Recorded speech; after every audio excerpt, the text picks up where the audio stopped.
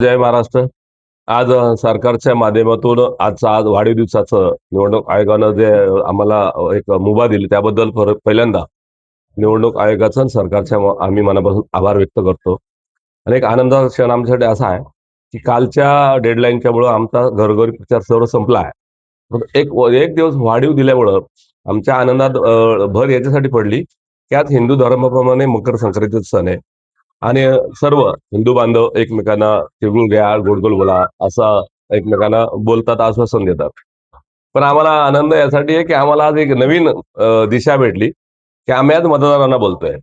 तिळगुळ घ्या, आज तुम्ही गोड बोलू नका. तर येणारी 5 वर्ष आम्ही जे काम करणार आहे, त्या माध्यमातून आपल्या सर्वांना गोड बोलण्याचा एक संदेश आजच्या माध्यमातून आम्हाला देता आला. आम्हाला विशेष आनंद आहे.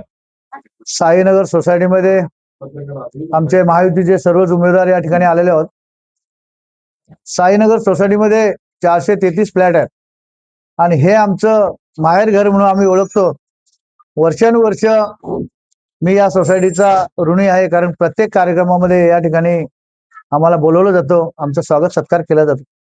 आज मकर संक्रांतीचा दिवस आहे. या निमित्ताने आमच्या मायमाऊली वारकरी संप्रदायामधले आहेत, एकादशी पण आज आहे आणि या निमित्ताने आम्ही प्रचार करत असताना 2-3 वेळा नाही तर नेहमीच स्वामी समर्थांच्या कृपेने मंदिरात भेटत असतात. त्यांचा आशीर्वाद आमच्या पाठीशी नेहमीच असतो. परंतु या कळंबोली जनतेचा प्रभाग 8 मधून नव्हे तर अख्ख्या कळंबोलीमधून रामदास शेवाळे असतील, मी बबन मुकादम, सायलीताई सरक, बबन बारगाजींची मिसेस बारगाजीताई या ठिकाणी निवडणुकीसाठी आम्ही या रणधुमाळीमध्ये आजचा लास्टचा शेवटचा दिवस आहे.